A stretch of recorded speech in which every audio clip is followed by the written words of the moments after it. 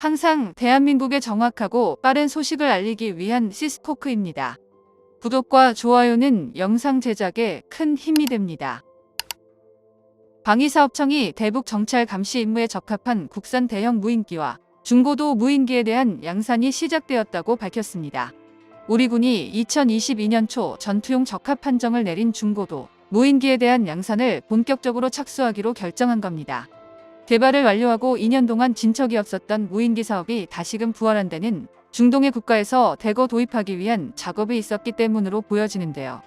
우크라이나 전쟁으로 인해 무인기에 대한 중요성이 점점 두각을 드러내는 만큼 이번 무인기 양산으로 인해 우리 군의 고고도 정찰 능력이 크게 향상되어 북한의 탄도미사일 전력을 집중적으로 감시할 수 있게 될 것입니다. 최근 군사용 무인기 시장은 무서운 속도로 발전하고 있는데요.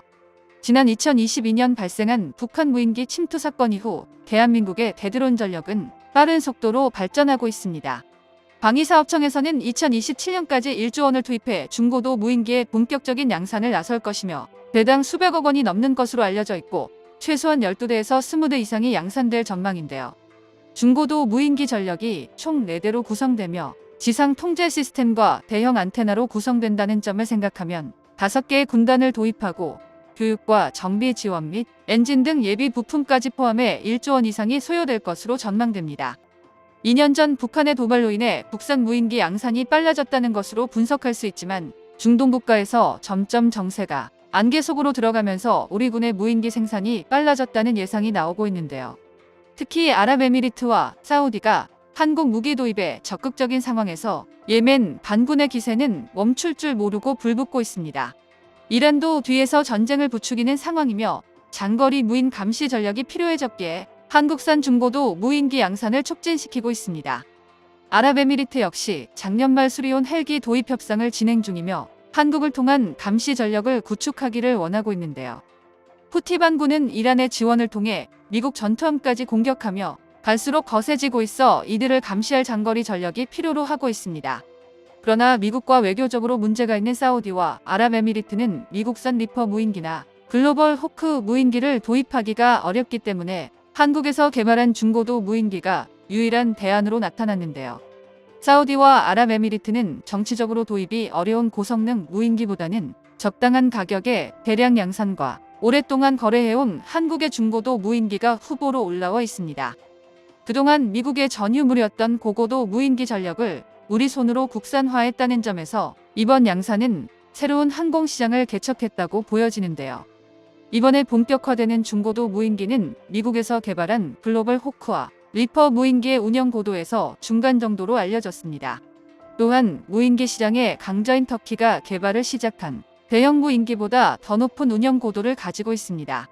터키는 미국이 판매하지 않은 무인기 시장의 고도 40km에서 운영되는 바이락타르 무인기를 개발해 전 세계적으로 많은 수익을 올렸는데요. 이번에 한국의 양산에 들어가는 중고도 무인기의 운용 고도인 13km보다 낮은 9km 정도에서 운영되는 것으로 알려져 튀르키예에선 아직 고고도 운영에 적합한 무인기 기술은 확보하지 못했습니다.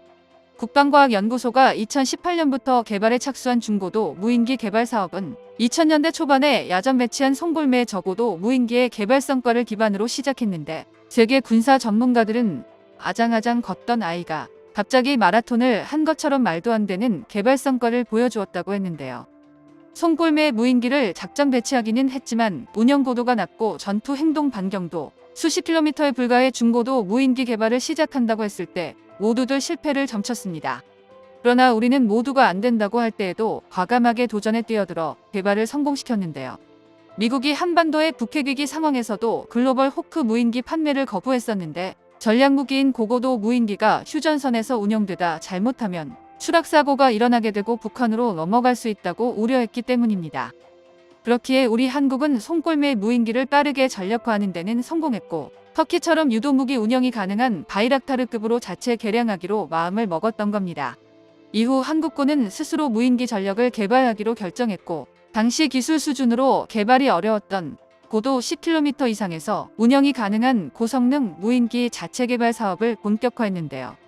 이후에 사업이 진행되면서 원거리까지 진출하는 대형 무인기에서 필요한 네트워크비와 통신기술과 사계절이 뚜렷한 한반도에서 높은 고도에서 운영 시 발생되는 결빙 현상을 해결해야만 했습니다. 또한 인공위성보다 높은 해상도에 광학 장비와 전파 레이더를 장착해 북한 지역까지 전천후로 정찰이 가능한 성능을 갖추는 데 초점을 맞추었는데요. 거기다 재작년 북한이 무인기를 침투시켜 용산을 돌아다니면서 우리 군이 개발하고 있는 중고도 무인기 사업에 대한 양산이 힘이 실렸습니다. 북한이 최근 극초음속 활공타격체를 완성하자 이를 감시하기 위해 인공위성을 대량으로 띄운다는 계획을 세웠고, 고고도에서 오랜 시간 북한을 감시할 대형 무인기 전력이 필요해졌는데요. 광학 장비와 전파 레이더만 장착했던 중고도 무인기는 휴전선에서 동해와 서해를 이동하며 평양 이남 지역을 모두 감시할 수도 있고, 기존의 탐지 체계에 더해 적외선 시스템을 추가하게 되면 북한이 발사한 대형 미사일까지 탐지할 수 있습니다. 국방과학연구소는 지상에서 탐지된 표적 정보를 빠르고 안전하게 전송할 수 있는 위성 시스템과 정보통신 시스템을 구축해 중고도 무인기를 원거리에서도 조작할 수 있으며 조기 경보 체계로 활용할 수 있도록 계획 중인데요. 한반도의 지형과 날씨 등 특수사항으로 인해 그동안 작전 배치에 상당한 시간이 필요했던 것으로 알려졌습니다. 한반도는 북한이라는 막강한 적으로 인해 무인기 성능이 높아야 하는 상황인데요. 미국이나 터키가 개발한 무인기는 실전에서도 상당히 많은 수가 비행 중에 추락했으며 적어도 미사일 방어에도 취약성을 드러내고 있고 대량 생산에 어려움을 겪고 있습니다. 게다가 휴전선을 따라 비행해야 하는 상황에서 제밍 등 전자장 공격 능력을 자유자재로 구사하는 북한으로 인해 얼마든지 공중에서 다른 신호를 보내 납치할 수도 있기에 보안에 특별히 신경 써야 되는데요. 이란이 2010년 초 미 CIA가 운영했던 무인기를 제밍시켜 납치했듯이 북한도 이란 못지않은 전자전 능력을 보유하고 있는 것으로 알려지고 있습니다.